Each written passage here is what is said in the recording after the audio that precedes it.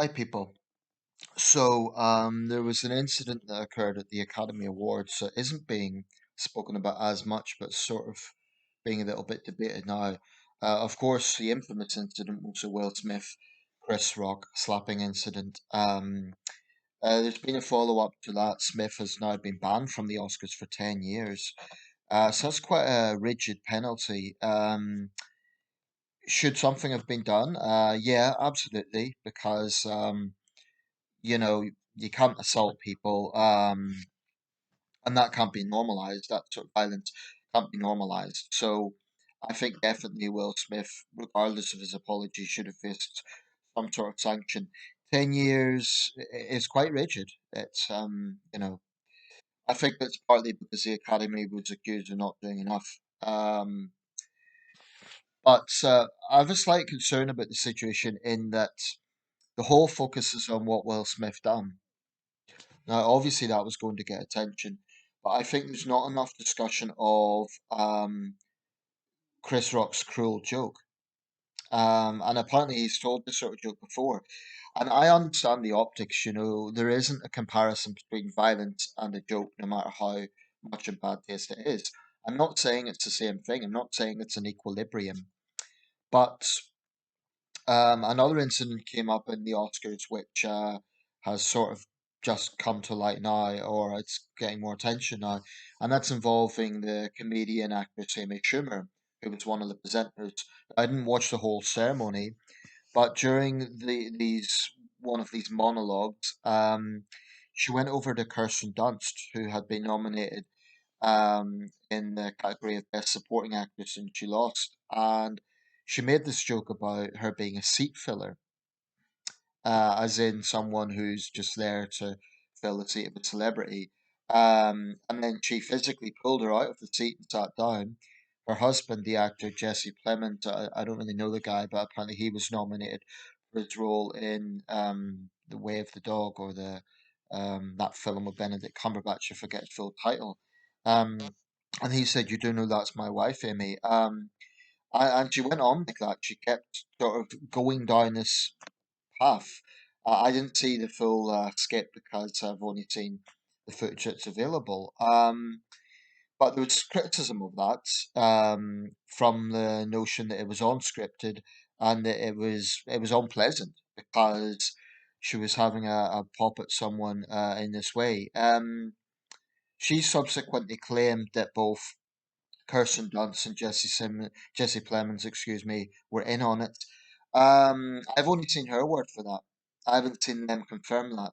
Now, why does this matter? Well, in the grand scheme of things, it might sound like a very trivial thing. And there will be a school of thought that says celebrities should get over themselves and they should be able to laugh at themselves. And I do partly agree with that. I think that if you're a rich and famous person, you have to have tough skin and you have to be able to laugh at yourself to an extent. But looking at the context of this, this was someone who had just lost out in a category. Actors work hard, to get to where they are. So she'd lost out. It just comes across as quite mean spirited to then target her for that sort of joke. And I think there's a big difference between inclusive humor versus just publicly degrading someone in that way. So it may seem trivial on the surface. I mean, certainly a lot of Ukrainians have been posting on the Oscars pages and so on, talking about the need for that to be addressed. And to be fair to Amy Schumer, and I say this loosely because I don't have much time for her, but to be fair to her, she did call for that to be given attention at the Oscars. Sean Penn claimed he would publicly melt down his statuette if President Zelensky wasn't invited to speak. In the event, I don't know if Zelensky did. I'm not sure if that went ahead.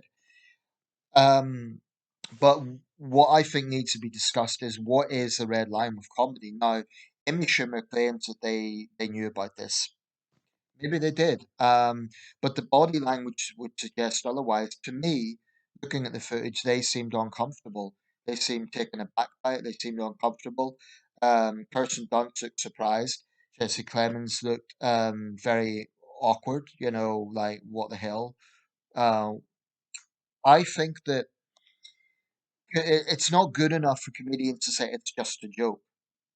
Now, in the case of Amy Schumer, she says that I had a haircut last night. As you can probably tell, so some of the hairs are probably still lingering down there. Yeah, Amy Schumer says I would never respect the Queen like that. I love Kirsten, and she was in on it. That's not verbatim, but it was along those lines. Now, maybe that's true, and if that's the case, then it's not an issue if it's inclusive. But I do think, I really do believe that there is a trajectory of stand-up comics nowadays, and I think this is quite a common occurrence, who rely on meanness to get cheap laughs. Um, I mean, in case you can tell, it's some of the hair's got way back there. I just don't like cruelty in humor. I just don't like what cruelty is used for entertainment. Now, to me, going after someone who's just lost out in a category, I'm not saying poor little Kirsten Dunst. That's not what I'm saying. It just seems a bit mean-spirited. That's all. I mean, I feel the same way when, someone is publicly booed in the sense of they're trying to do a performance and something goes wrong and they're maybe not quite good enough and then they get booed. It seems nasty and mean spirited. That's why I don't like shows like X Factor and Britain's Got Talent, because they really normalize that sort of attitude. The vile studio audiences, that someone isn't good enough and then they're jeered off. Um, and I think those shows are very cynical because what they do is they deliberately allow people through who are not very good. They clearly don't have talent, and they're allowed through to the televised stage because, so they can be kind of put down in front of the judges, and then the vile studio audience can jeer at them. I find it very uncomfortable to watch. Um, I mean, I really want to say to people booing and jeering in that way, okay, you get up on stage and you do something, and then see if you could do a better job and see if you could be okay with thousands of people booing at you. I think it's very unpleasant. It makes me very uncomfortable. Well, more than that, it pisses me right off because I think it's an ugly side of human nature, and there's no need for it. There's just no need for it. So when a comedian, so-called comedian like Amy Schumer comes out with something like that, I believe that if they were in on it, they would have confirmed it by now. They would have said, "It's okay, guys. We knew about this. We're not offended," or something along those lines. But from what I can see, they haven't, which means Schumer is making excuses. I don't know her very well. I've a rough idea of what her sort of humor is. It tends to be quite some of it's toilet humor. It tends to be quite, provocative for the sake of it. I just think that a lot of comedians nowadays, particularly with stand-ups, not so much with comedy sketches that you'd find in a TV show, but particularly with stand-ups, there is a seeming need to just degrade people and humiliate people. And I do not like it. And I don't think the defense is made for it. It's just a joke. Well, not if you're at the receiving end. So, Chris Rock's joke, he claims, Jada, I love you, but, and then we know what a CGI Jade joke thing. It's, in the grand scheme of things, and when we look at what's happening in Ukraine, it is trivial. It really is.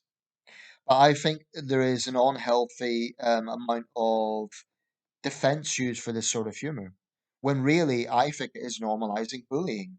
If you have a student in a school who's being taunted by other students, most responsible adults wouldn't say, "Oh well, it's just humor. Get over yourself, or don't be too sensitive, or toughen up." I think nowadays most responsible adults condemn it. So why is it comedians get a free pass to behave that way? And then people laugh almost because they feel obliged to. Frankly, if someone like Amy Schumer, if I was at some sort of event and she was, coming out with that sort of humor, I don't think I'd be laughing. I don't think it should be an obligation to laugh. And this thing about laughing at oneself, I understand the logic of it. Like, it's not good to be too serious. It's not good to be kind of stuck up to the point where you're, because there's a fine line between um, being sensitive and just being uptight, right? So I do understand that it is good to be able to laugh at yourself, but I think that's within reason. For example, if you are genuinely in on something, rather than it's just a spontaneous act of targeting someone in front of thousands of people, I think comedians do it because they're insecure about themselves. I think it's his desperation to be shocking. Um, and this can be seen, widely, I think, in a lot of contemporary comedians. I had a heated debate with a friend recently, and he was claiming that there wasn't this trajectory. I believe there is. And he was making the point that there's a lot of stand-up comics who don't do that. He could be right about that, but I think there is a problem with this sort of reliance on shocking for shocking's sake or cruelty for cruelty's sake. Because I think if you cannot find material that isn't doing that, then that says to me that you're not a very good comedian, that you are lacking originality, that you are relying on cruelty to get cheap laughs. And I appreciate it's not an easy thing to do. It's not easy to always come up with new material and make people laugh. I appreciate it's not an easy thing to do. I don't think that's an excuse to rely on that sort of humor. Um, if you are relying on it, then I would say you're a failure as a comedian. And maybe if you're commercially successful, then I'd say you're a failure as a human being. Okay, so you might have lots of support. And this is the thing, usually these sort of comedians, their fanboys and fangirls get really aggressive in defending them, and they'll attack anyone who sees it differently as not having a sense of humor or being too sensitive. I'm someone who's often criticized woke ideology. I'm someone who agrees that overt sensitivity is really not a good thing, especially when it comes to religious sensitivity, because more often than not, there's intolerant violence associated with that. But I also think that bullying shouldn't be normalized. I don't like it. It makes me uncomfortable, and I just don't think it should be normalized. So, if Kirsten Dunst and Jesse Plemons were in on this, they would have said so by now, and they haven't. So I think Schumer's making up excuses um, because there was a backlash. I could be wrong. Maybe they were in on it, but from their body language, I find that hard to believe. Let me know your thoughts.